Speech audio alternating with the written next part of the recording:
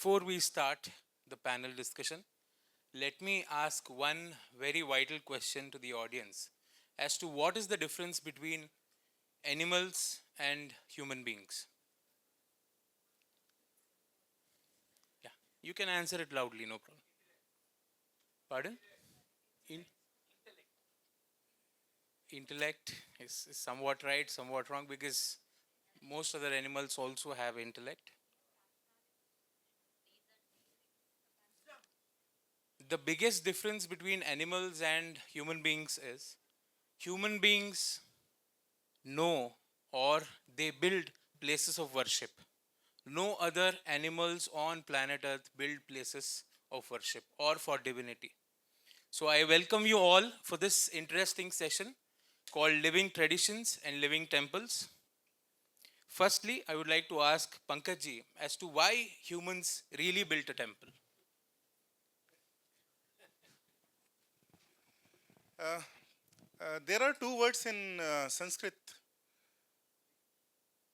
sanskar, which is called Prakriti and Sanskriti are called as a binary, where Sanskriti is just you acculturate what is already there in nature. A lot of rituals in both the Vedic period and the other period is to reflect what goes on inside your own and to reflect that process outside, because it becomes easier if you want to concentrate on that process, if you want to visualize that process, then you need some vessel to see what's happening also inside you. That's the process that happens in a yajna. That's the process that happens in a temple. Whatever is happening, the internal process, a Vedic sacrifice is an internal process which is reflected outside. So earlier it was the Vedas, and later on it became the temples became more the vehicle of this same urge. So it would be a simple answer to that. I have read somewhere that more than the spiritual evolvement and seeing oneself in the temple, the most important thing was humans suffered from fear and from nature and from fellow human beings. That is the reason that they relied on gods and temples. So fear was the single most reason as to why they built temples. Do you agree with this? No, not at all. That's what we call the anthropologization of all the non-Christian cultures. Whatever they could not, whatever the Christians could not understand, whatever the biblical people could not understand, they classified it, oh, they were primitive people, uneducated, superstitious people, so Badal Garja dar gaye, Badai dar gaye, and that's why they built temples. That is not at all the reason. That's actually a very, very colonial, very Christian colonial understanding, which sadly, as you said, is taught and written in textbooks. And you might find still textbooks which mention such absurd reasons, but according to me at least, it's patently wrong. There is no truth in it. What do Anuradha ji have to say? She vocally said no. Yeah. Not at all. I mean, whatever Pankaj has said is I think all of us believe that it's out of reverence. It is like he said, yatha pinde tatha brahmande. So what you cannot see inside you in the microcosm or in the cosmic version of the universe, you put it in a symbol. And I'll give you an example that all of us understand. Today, if there is our tricolor, our Tiranga Jhanda, it represents India. In the international conferences or anything, we see that tricolor and we know it's India and we respect it. It's just a piece of cloth. But for us, it represents India. Similarly, whether it's in a stone, whether it's in a murti, we symbolize that Brahman, that uh, super consciousness, for the want of better word, in that so that we can comprehend it. It doesn't need comprehension. People who are siddhas, they go beyond it. They don't need any of this. But for most of us common people, we need something that we can relate to, something that we can comprehend and converse with. So that is the reason. Second, if you look at how the ancient towns were made. A lot of South Indian villages, if you go to, you have a temple in the center and then you have the town growing around it. Correct. And most people, it will be at a crossroad, people will cross, they will not even step into, they will just bow their head, say a silent prayer, move on. a good example is Dwarka, where there's a huge temple and there's a town. Wherever you are in town for 5 kilometers, 6 kilometers, you can see the temple. It's the tallest building. So whatever you do it in the view of the God. You know that the God is looking at you, whether it is to see that you're doing right or wrong, whether it is to say, I'm there to protect you. So there was a very living relationship that we had with temples. Today, we only think of it as an annual ritual to visit it once a year. So again, I think Pankaji should correct me if I'm wrong. I'm not as, I'm not an expert in the Shastra like Pankajji and not an avid traveler with a keen eye to spot, uniqueness of Kshetra like Anuradhaji. But Nigama and Agama, right? Nigama, which is basically the Veda, is equated to Shiva. And Agama, right, which is the knowledge of constructing temples also, right, that is equated to Shakti.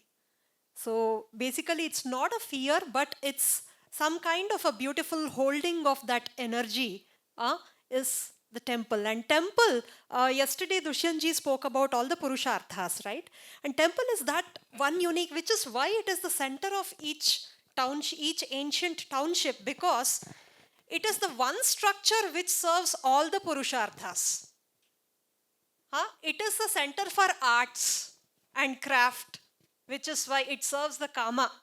It is the center for Artha. So a lot of trade happens when there is a temple growing there. The trade just shoots up. I mean, I think we saw how the land rates in Ayodhya shot up once the mandir was built, right? So temple encourages Artha. Of course, the temple stands for Dharma and the temple grants moksha. So that is what a temple stands for, which is why it is the center of each of our urban, so that we don't lose the sight of moksha even when we are in the middle of samsara. So that is the sense of balance that a temple gives.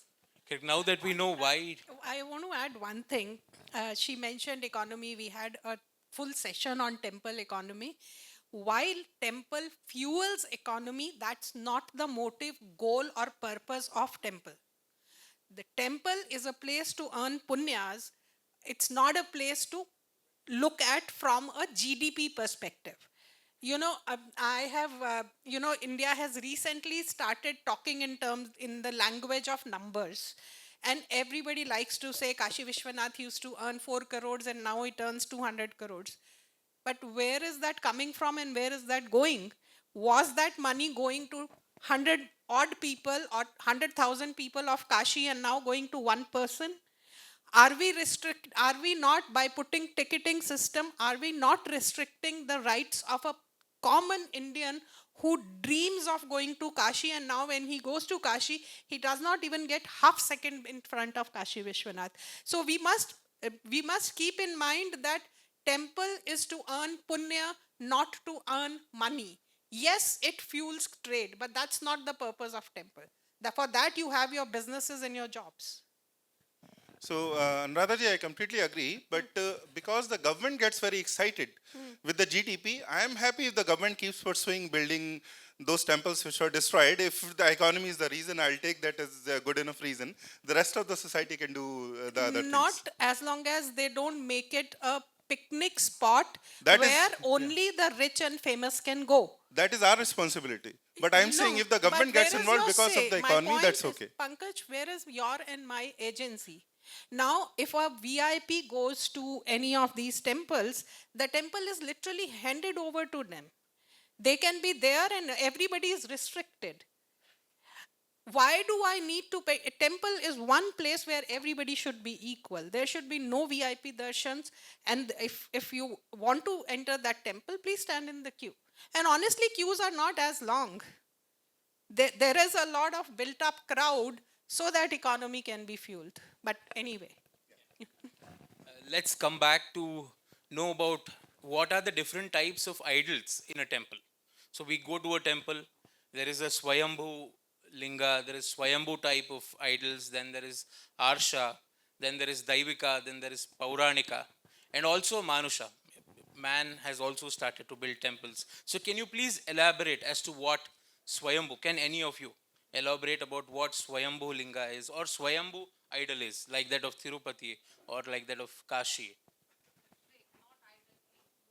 Yeah, Vigraha. Vigraha is a very good word.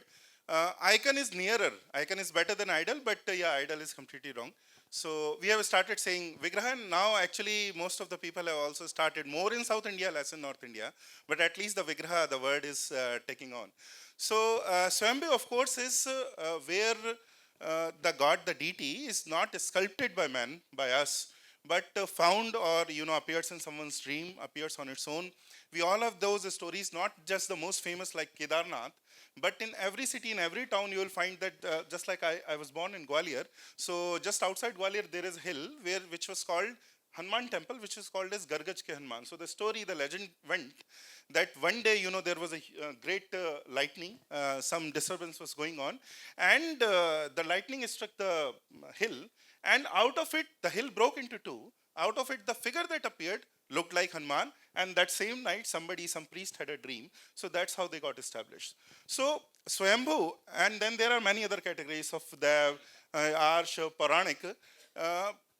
All the rules in the Shastras. So Swayambhu Ling or Swayambhu any Vigraha does not need any consecration. It is good, it is consecrated as it is because the Bhagwan, the deity, has appeared on her own. So it doesn't need any consecration. Only Manush variety. Manush is the temples created by human beings, by kings, by Vaishyas, by people like us, ordinary people, because our consciousness is not at that level. So we have to follow all the rules, follow all the rules of consecration. So Manush and some Puranik also, it is believed that our ancestors, followed all the rules for all the Agam Shastras, and that's how it came to be. Another thing is that Puranas are also as good in instructing that, not just the Agamas. What happened is that in North, Puranas are more famous, even in the rules of how the rituals should be conducted in a temple. In South, Agamas, the Agamic tradition is more powerful. So, of course, there are more rules, more rituals. But like Vishnu Puran and Shiv Puran, they mention a lot of rules of architecture, sculpture, iconography, and that. So, Puranas also compete with the Agamas. But yeah, Agamas are quite good in it. So, Swayambhu is that. And then there are other categories. With Manush, we have to be really careful. That's why all the rules have to be followed very, very properly, which are laid in the Shastras. If you would like to add something? Yeah, that's it. So, like you said, Swayambhu has the will of the deity to appear. And he mentioned one story of deity appearing in somebody's dream. Second, very popular story, again, you find an instance almost in every district, if not town, is a cow going and giving milk at a place, and then some deity, mostly Shivling, but some deity appearing out of it. So these are some of the signs that deities give. Sometimes those are hidden murtis. They were hidden by during some invasion or sometime. Sometimes it's just a stone. And if you go to, especially to Devi temples, in North we call it pindi. It's just a stone. It has no shape or something. Somebody started worshipping that as a stone, and over time it has gained the power of a deity. So that also happens, that over a period of time it becomes Swayambhu for 2000 years later. And like he said, with Manusha, you have to follow. Then you are selecting a stone, and then now you want the deity to come and inhabit this stone. That's when you have to follow all the processes to invite the deity and be in that murti. Sometimes what they do is when a Swayambhu Ling is found, they carve something on it also. So, for example, in Mandsaur, that Panchmukhi Shivling is actually, it is carved later on, but that Shivling was found as it is at a nearby place. So that also happens. Even in Bangalore, Mahalakshmi temple has this very recent Anjaneya, huge Anjaneya murti. It came in somebody's dream saying that this is Anjaneya. They could see a slight impression of Anjaneya, and later they carved it. So that also happens. So, according to Sri Agama, the text says that the body of the divinity, the body of the Daiva, is the Garbhagriha. The murti or the vigraha is the jiva or the soul. And there is something called a ceremonial copper pot which is dug inside the earth, and then they put navaratna, navadanyas, and other like soil, herbs, and they call it as creation, which denotes creation or prosperity. So these three aspects together make a Hindu temple, and that is why Hindu temples are called as living temples. So can you please elaborate on this? Can any of you three can elaborate? I have a few words to say, and then, of course, you can carry on. Um, this is a very important part of temple going temple tradition. One kalash everyone is aware of. Kalash is a very important part of the temple that is at the top that we all can see. So that kalash is not concrete, it's hollow, and there is navagrah, navedyam inside it. So they are put ceremonially there. But there is another kalash which nobody sees. Underneath the garbhagriha, just directly underneath the vigraha, there is another kalash, exactly in the line of that kalash. That also has navagraha, the same thing. Now what is that? The kalash that is above, it is supposed that when an archaka invokes the deity, what happens is that that kalash above is the vessel, vehicle through which Supreme Consciousness, or say Brahma, or whatever word we use for Parashiv or Mahavishnu, he or she descends from above, the Shakti, the Supreme Consciousness, and the kalash that is underneath, it has the seed of that particular deity, particular kshetra, and from there consciousness ascends, and in the vigraha, this ascent and descent of consciousness, that process can be seen. That act of witnessing, that act of ascent and descent of consciousness is actually the act of darshan, and that is the most important goal of going to a temple. This incidentally is also the same process which happens when you meditate. Your Kundalini, which is residing at the lowest chakra, Muladhar, and Sahasrar is supposed is the place where the Shakti descends from above. And so I call it, because we have to really need to encounter the enemy ideologies in this, I call it the clause of infinite compassion of Sanatan Dharma. That if you were to take one step towards the deity, deity takes 10 steps. So if you were to decide, if your guru decides that gives you diksha and you just sit down for meditation, the Shakti actually literally comes down many levels, takes your hand, pulls you above. And that is the process that happens in meditation. That is this process is described in many, there are many allegories of this all over our Shastras, the koshas, the chakras, and this goes on, Srishti, Sthiti, Laya, all of this evolution, involution process goes on, which is also reflected in temple.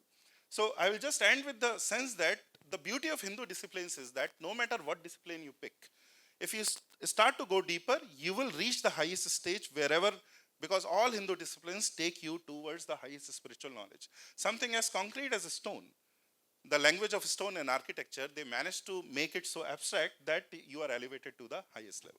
So that is the process of it. Another if you would like. So there are many ways to explain the Garbhagriha and the architecture around it.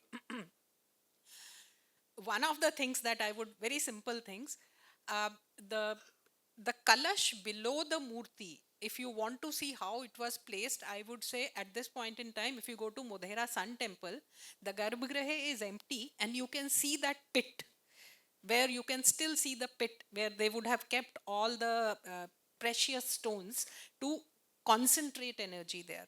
One way to look at it is Patal, Prithvi and Swargalok.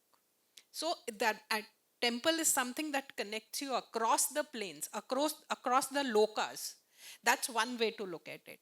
Then in the architecture textbooks, you will find temple itself as the body, where the garbha comes exactly at the point of garbha if you're sitting like this.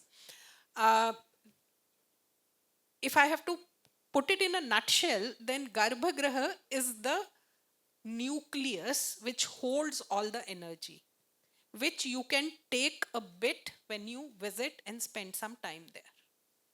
Right. Now that we know about... We'll have to, not exactly. I just want to add to the point because of the importance of the Shikhara, the Kalasha in the Shikhara, right, being the Sahasrara. I think there was a discipline followed in the olden days that the temple remains the tallest structure in the township. Why? Because I don't want my home, my building, my structure to be blocking the drishti of any seeker in the village. And this discipline was followed to an extreme that I was talking to you about the Ramalingeshwara temple in Tadipatri, right? So when you go to Tadipatri is a town near in Ananthapuram district, and when you go to the Bugga Ramalingeshwara temple there is the architecture is just beautiful, typical Vijayanagara, and there is an incomplete Gopuram there, right? And I asked the guide, maybe thinking this is, one of, maybe it is destroyed during the Islamic invasions. No, he said no. I mean, of course, there are a lot of temples that are destroyed during the invasions. This was left purposefully incomplete. Why? They realized that the completed structure would be taller than the Kashi temple, Kashi Vishwanatha temple. And where is Tadipatri? Where is Kashi? Nobody can even see the Shikara of Kashi from Tadipatri. But the respect of, given to the Kshetra from by a temple constructed by, this is a Manusha temple, right? And the Manusha temple, the respect it gives to the Swayambhu Kshetra is that, oh, I will not be as arrogant as to outbid the tower of Kashi. So that is the, Wonderful. discipline. So now that we know what is Garbhagruha and how a temple is built, let's come to the various variants in worship. So there is, according to Vishnu Tantra, it mentions 4 different types of worship. One is japa, japa of the deity or daiva, and there is dhyana, continuous meditation. Third is archaka or archana of the deity. Fourth is huta or agnihotra. So according to that text, it mentions that archana by archaka, be it at home or at the temple, is the most best way to worship a deity, worship the god. So can you please elaborate as to why we need to opt for archana when compared to 3 other methods? Yeah, I have a view of that. I mean, it's not my view, but this one. So, not just 4, but there are 5 practices. The 5 practices, directly connect us to the Panchabhuta. And from, once we get connected or resonate with the Panchabhutas is when we travel beyond the, to the Saguna, Nirguna and, the whole journey there. So, as you said, Archana or Puja, the Shodashopachara Puja, its connection is with the earth, which is why everything, the Vigraha comes from the earth. Whether it's a metal one or a clay one, it comes from the earth. The flowers are grown from the earth. The fruits are grown from the... So everything without earth, you cannot do Archana. So Archana always reminds us of our connection with the earth. And it's the most of the, tangible actions we can do to connect with the divine, which is maybe, which is why it is put in the higher.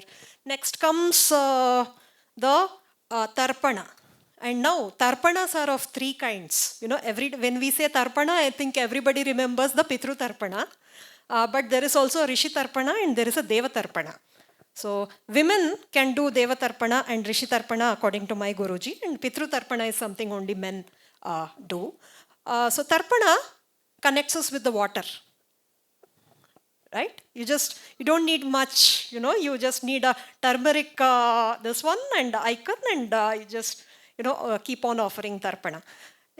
Then comes the yajna, which is Agni, right? It connects us to the Agni. Then comes the, before Agni, then comes the pranayama, which connects us to the Vayu. So pranayama, I know we very symbolically we do it before a puja starts, taking the mantra as the gap, and but that connects with the Vayu, and the japa connects us with the Akasha. So we came from the most tangible to the most abstract. So all of them are practiced, and I don't know whether we can rate and rank them. I'm not an expert on that topic, but I think when we connect to the earth, I think that is something everybody can connect to. So maybe that makes Archana the most popular Actually, different texts have different views also. They class them differently. One thing in Archana is that it also has a very social dimension. For example, there has to be a priest there, so it needs a temple, and temple needs a whole various different dimensions. So ecosystem that develops around it, that just does not develop individual spirituality, but social spirituality also. So that's why it becomes more important for a society. So, archana that a archak does in a temple, it's done for society actually. For individually, you do at your home, archak does at his home. The archana that a archak does for a visiting devotee is both of them are actually doing it for a larger society. So, very simple question: who is qualified to build a temple? I come across a lot of terminologies like sthanika, sthapaka, sutragrahin. So the one who surveys the temple, who surveys the land to build a temple, and there is Vardaki who builds the temple brick by brick. So can you please elaborate as to the different classifications of how Indian temples are built? I think others would be better qualified for it. But this question that who is qualified to, I think it needs all other. Yeah. So that needs elaboration, but I think they all are needed in that temple building. So not you are talking about a team that needs to build the temple, but to if I have to say a sponsor who sponsors the temple, that comes from two types of karmas that we are supposed to do: Ishta karma and Purak karma. Ishta karma is your yagya and everything. Purak karma has a lot of these building activities, digging wells, all public service things. So in that category, anybody can build a temple. People have built temples after Ichha Purti as a mannat, as they call it. Maybe what's the equivalent word for we have Ichha Purti.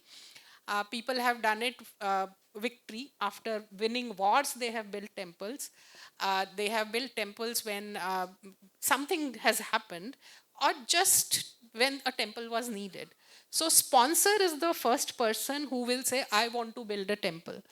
Then comes in all the technical team of sthapathis and people who build and the kind of temple to be built. So all that is the operational team of temple building, but I think the sponsor can be anybody.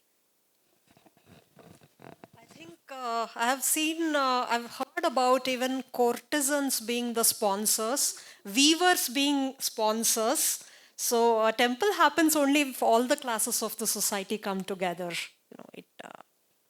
In fact, the most beautiful aspect of temple ecosystem is that if you study any festival, you will see a participation by every part of the community. So flowers will come from one community, milk will come from one community, chariot will come from one community.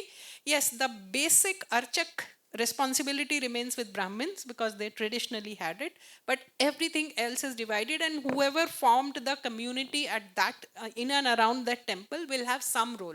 Just like our weddings, if you study our wedding rituals also, every relative, every friend has a role to play.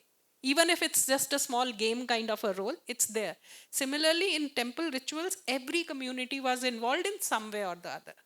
It was both their duty as well as their adhikar. It was both adhikar and kartavya.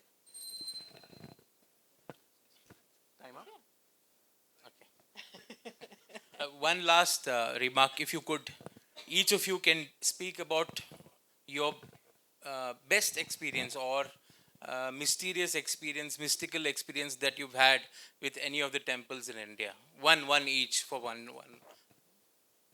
I mean, it's very, very tough to choose, for a Hindu. But right now, what I remember is Kashi, because that place, it's just not the the temple, but it's just the whole kshetra is so much charged. And I mean, I don't have a miracle to kind of narrate, but something, I visited Kashi in the pre 2014 days, when things were not really that good, and a lot of the cleanliness was not exactly the priority at that time. And Then we were wondering, and I had visited it that too during Kumbh days, the last Kumbh Mela with my uncle and aunt. So something that struck me, this the level of garbage that is piled across the city, and one of the holiest cities, it is our holiest city. I was just struggling to reconciling with, how do we treat our own kshetras, right? But then my uncle told me something. This level of garbage in any other city would have caused a plague outbreak. But the, you know, Vishwanath ji is guarding the city and that itself is a miracle. It need not be some supernatural thing happening, but everybody comes to Kashi and goes and remains healthy. In fact, I've heard there is a ashrama or something where sick people come thinking that they'll die, and if they are going to die, let them die, let me die in the place of Kashi, and they come there and get better and go. Apparently. So,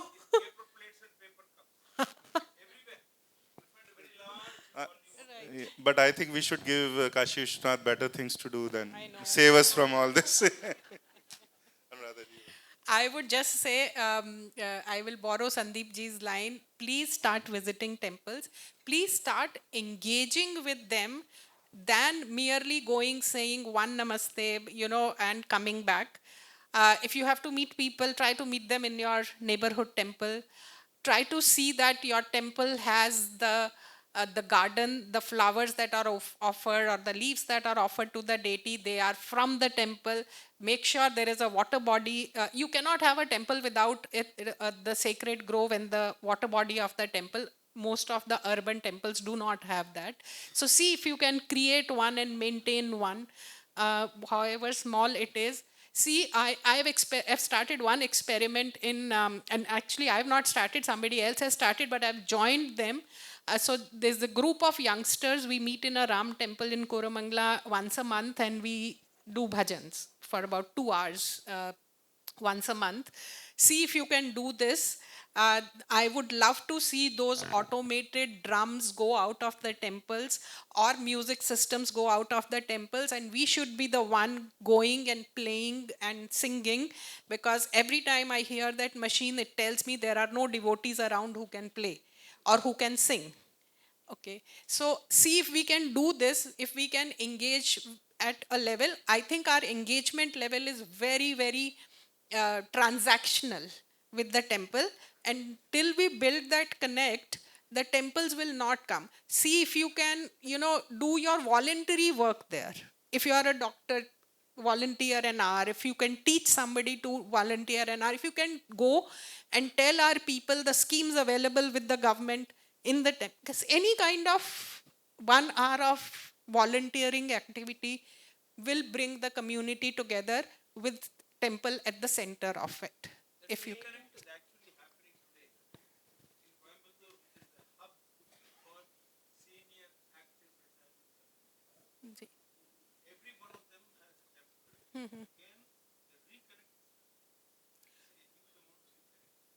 Right, sir, but we need it a lot in the younger generation so that they are guided by Dharma and they don't discover Dharma towards the end of their lives.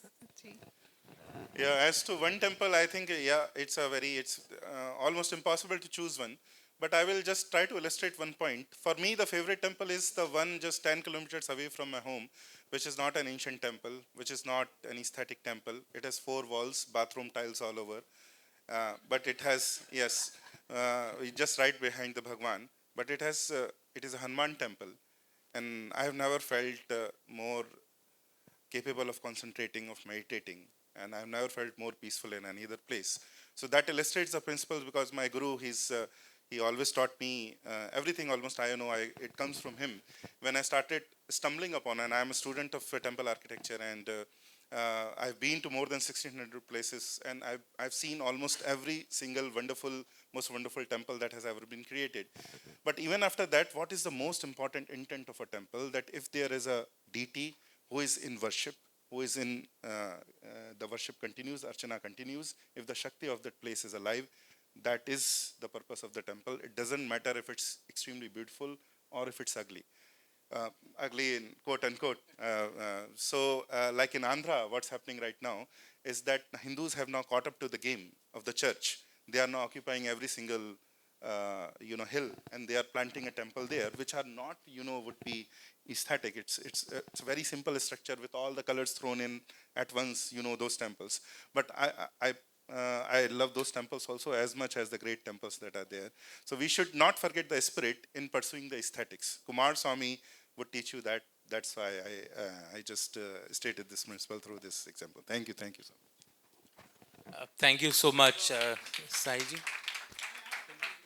Do we have time for No, questions? we are out of time, sir. I apologize. Can we take this offline, please? For the benefit of everybody, I think they missed on very two important point about temples. You said that temples are Swayambhu or man-made. But there are two temples in Tamil Nadu which were made by Bogar. Bogar is a Siddhi. One is Panani. Another one is near Kodaikanal. No, we've already spoken about it. Siddhar comes under Arsha, built by rishis. So we've already spoken about it. And another point is, she mentioned that, in a village, the building should not be above the cobra. There is a scientific reason. If the cobra is taller and the houses are, smaller, during lightning, the Navadanya inside the cobra attracts the lightning and protects the houses in a temple. That is why they say, Kovil illada uril kudi irukade. There is a scientific reason for that. I think you missed on Right, that. sir. Point taken. Okay, thank you.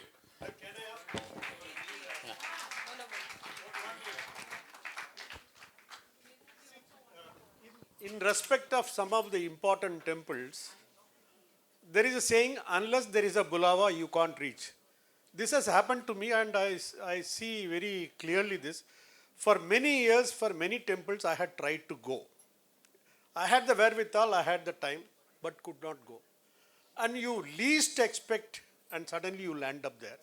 Is it true? This has happened with me in Vaishno Devi, Kashi, Ayodhya, even Tirupati. Tirupati, for 30 years I tried, I couldn't go. 31st year, I landed up by chance. So is it true that unless you are destined, you can't go? So, For sir, Tirtha Keshra, this is, sorry. No. So for Tirth Kshetras, this is very true. I have, almost everybody in India has experienced this. We also have experienced this. For Tirth Kshetras. But yeah, yeah. No, but I am saying, sir, you can never prove it. So every time you manage to reach there, बुलावा आया है, नहीं जा पाए तो नहीं बुलावा आया है, so you can prove it. So it's a good bhav to have. Ji, I'll have to interrupt all of you right now. Due to paucity of time, there are flights that authors have to take, and we have the first edition of the Varanda Smart Awards. So we'll wrap this session up now, and looking forward to seeing you all in the next post-coffee break for the session on Hindu economics with Professor Kanagasabapati ji and Sandeep ji. And after that, we will have the first edition of Varanda Awards. Sai Swaroopa ji's book, it's a latest book, Saranyu, Surya's wife. November 5th is the release date according to the... And Varanda, Western Ghat Lit Fest, as Shafaliaka was telling yesterday, is one of the few literary festivals in the country where there is a pre-online release, and we are grateful to you and the publisher for sharing the cover. And we take this as an honor, and we look forward for your release on 5th of November. Sure. Thank Thank you. you so The much. story is about Sharanyu or Sanya Devi, who is the wife of Surya, and she existed. She's the mother of Manu, so she existed. That's why we exist. So do please check out the book when it gets released. Thank you. Thank you.